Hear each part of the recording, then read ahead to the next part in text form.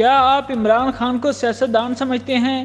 شہباز شریف کا سوال۔ وزیراعظم Shahbaz Sharif P T I chairman Imran Khan کو سیاستدان تسلیم نہیں کرتے۔ اس بات کا اشارہ انہوں نے پارلیمنٹ ہاؤس میں سینٹ کی یادگاری گولڈن جوبلی اجلاس سے خطاب کے بعد دیا، جہاں انہوں نے تمام سیاسی قوتوں کو دعوت دی کہ وہ آگے آئیں اور ملک کی خارجی پیچیدگیوں پر قابو پانے کے لیے ایک دوسرے کے ساتھ مل جائیں۔ جب ان سے پوچھا گیا کہ کیا دوستی یا صلح کی پیشکش میں پی ٹی آئی چیئرمین بھی شامل ہیں، جنہوں نے دیگر تمام سیاسی جماعتوں کو برا بھلا کہا، شہباز شریف نے جواب دیتے ہوئے کہکا لگایا اور ایک اور سوال کر دیا کہ کیا آپ انہیں ایک سیاستدان کے طور پر دیکھتے ہیں؟ Chairman senate Sadiq Sanjrani, Saint میں قائد ایوان وزیر خزانہ سینیٹر محمد اسحاق ڈار اور وزیر قانون و انصاف سینیٹر اعظم نذیر تارڑ بھی موجود تھے۔ وزیراعظم نے کہا کہ انہوں نے تمام سیاسی جماعتوں اور رہنماؤں کو عوام اور ملک کی بہتری کے لیے اپنا تعمیری کردار ادا کرنے کی دعوت دی ہے۔ انہوں نے مزید کہا کہ جو بھی خود کو سیاستدان سمجھتا ہے اسے ملک کی خاطر آگے آنا چاہیے۔ وزیراعظم کی پیشکش کو ایک اور جہت ملی ہے، کیونکہ عمران خان نے پہلے دن میں ایک مفاہمتی لہجے میں کہا تھا کہ وہ ملک کی ترقی،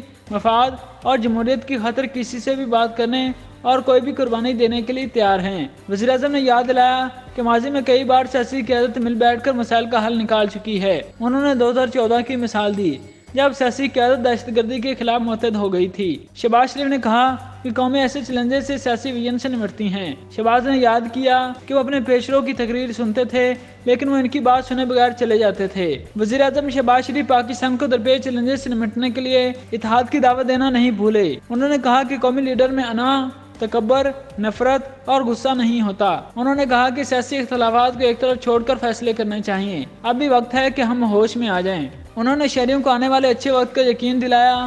وزیراعظم نے کہا کہ سیاسی استحکام کے بغیر معاشی استحکام حاصل نہیں کیا جا سکتا۔ انہوں نے افسوس کا اظہار کیا کہ پچھلی حکومت آئی ایم ایف کے ساتھ کیے گئے معاہدے سے پیچھے ہٹ گئی۔ ان کا مزید کہنا تھا کہ یہ کوئی پرائیویٹ نہیں بلکہ ریاستی معاہدہ تھا، جس پر عمل درآمد نہ ہونے سے ملک کو بڑا نقصان پہنچا۔ انہوں نے اس اعتماد کا اظہار کیا کہ آئی ایم ایف کے ساتھ اسٹاف لیول کا معاہدہ جلد ہی طے پا جائے گا۔